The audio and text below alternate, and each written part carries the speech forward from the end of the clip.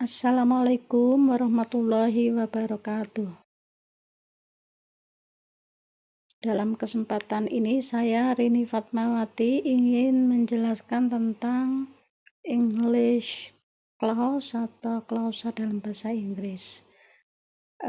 Untuk English clause ini merupakan struktur gramatika di bawahnya kalimat. Jadi urutannya itu kalau dari yang terbesar itu adalah kalimat, lalu klausa, lalu frase, dan yang terakhir adalah, yang terkecil itu adalah kata.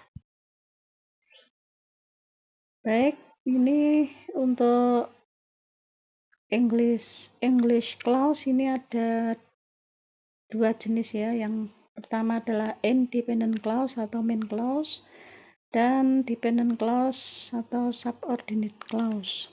Untuk dependent clause itu sendiri ada tiga jenis, yaitu noun clause, adjective clause atau relative clause, dan adverbial clause.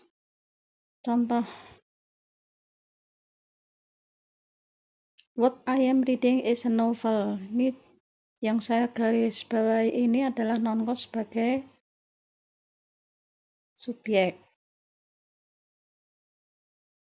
Contoh berikutnya, the thing that I am reading is a novel. Yang saya garis bawahi ini adalah adjective clause sebagai modifier of the noun the thing.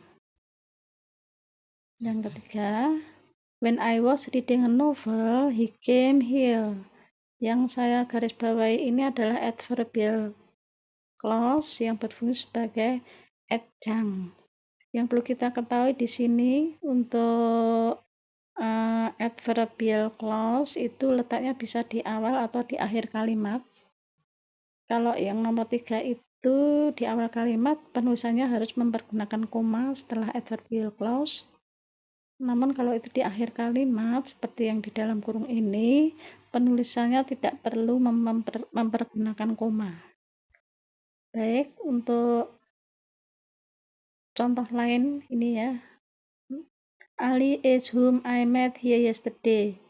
Ini yang saya garis bawah ini adalah noun clause sebagai complement. Ali is a person whom I met here yesterday. Ini yang saya garis bawah ini adalah adjective clause sebagai modifier of the noun Ali, modifier of the noun a person. Because I met Ali here yesterday, I was very happy. Yang saya garis bawahi ini adalah adverbial clause sebagai adjunct dan penulisannya sama ya. Untuk adverbial clause di awal kalimat kita harus menggunakan koma seperti nomor 3 itu, dan di dalam kurung ini adverbial clause-nya di akhir kalimat, maka kita tidak perlu mempergunakan koma.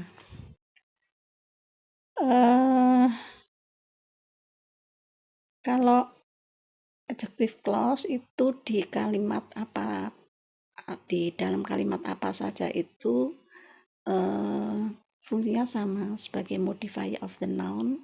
Adverbial clause juga sama,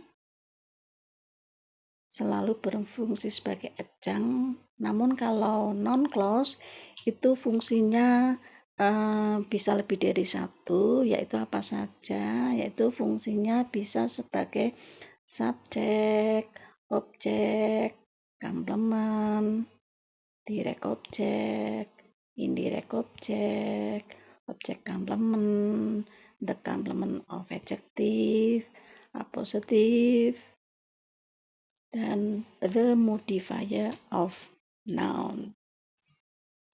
Jadi di sini karena fungsi noun clause itu banyak ya, lebih dari satu, nanti akan dibahas secara lebih detail dalam pembahasan noun clause itu sendiri.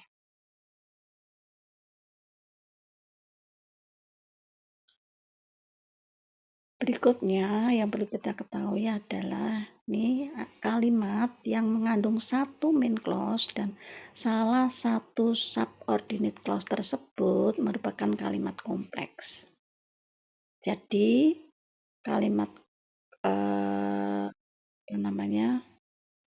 kalimat kompleks di sini di dalamnya ada dependent clause atau subordinate clause. Kalimat kompleks itu sendiri bisa mengandung satu main clause dan lebih dari satu subordinate clause. Misalnya, what I am reading is a novel that you bought yesterday. Ini kalimat kompleks mengandung satu main clause, yaitu satu main clause yaitu yang mana? Yaitu what I am reading is a novel that you bought yesterday.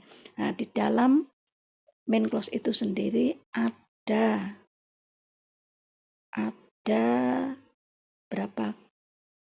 berapa subclause?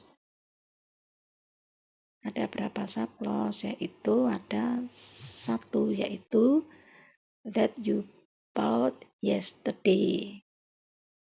Itu adalah adjective clause yang berfungsi sebagai modifier of the noun novel. Contoh kedua, he came here when I was reading a novel that you bought yesterday. Ini kalimat kompleks mengandung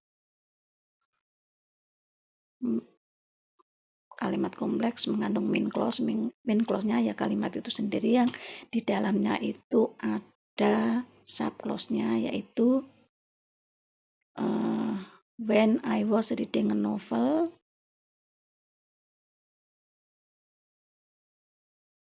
yang berfungsi sebagai adjunct sehingga ini adverbial clause, dan that you bought yesterday itu berfungsi sebagai modifier of the noun novel sehingga ini adjective clause.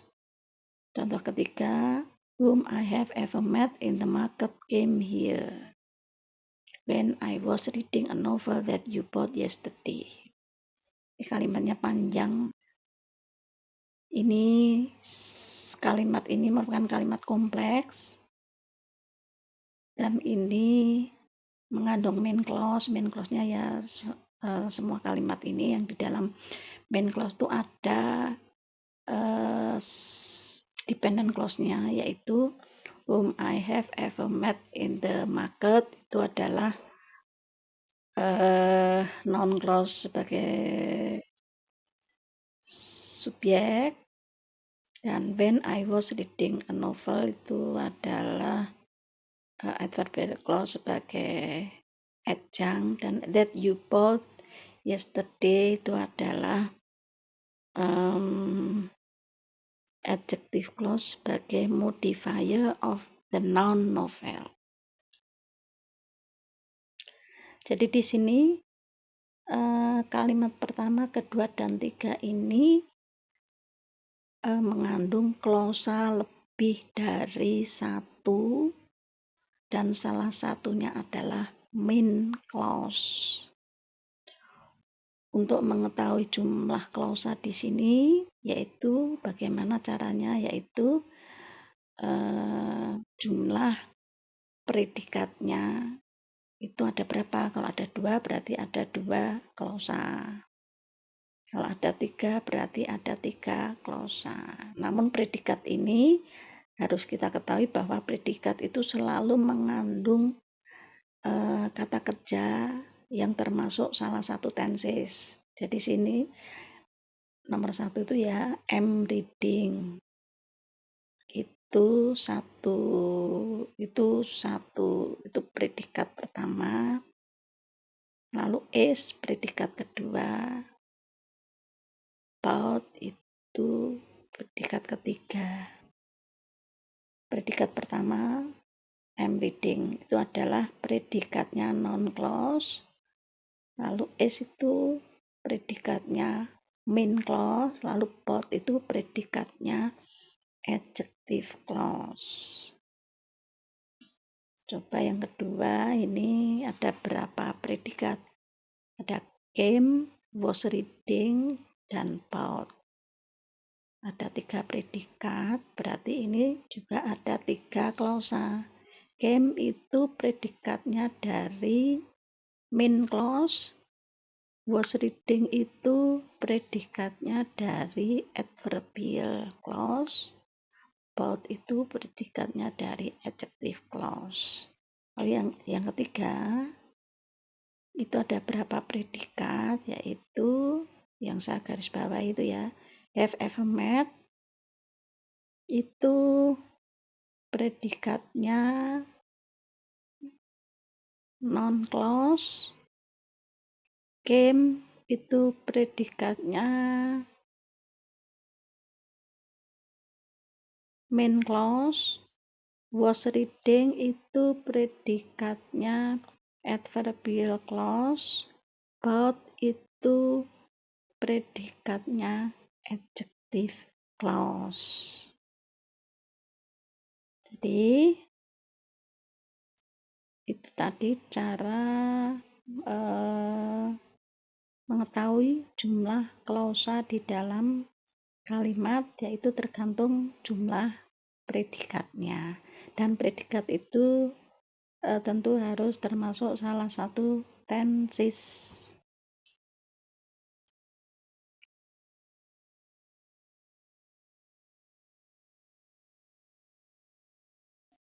Saya kira cukup sekian penjelasan dari saya.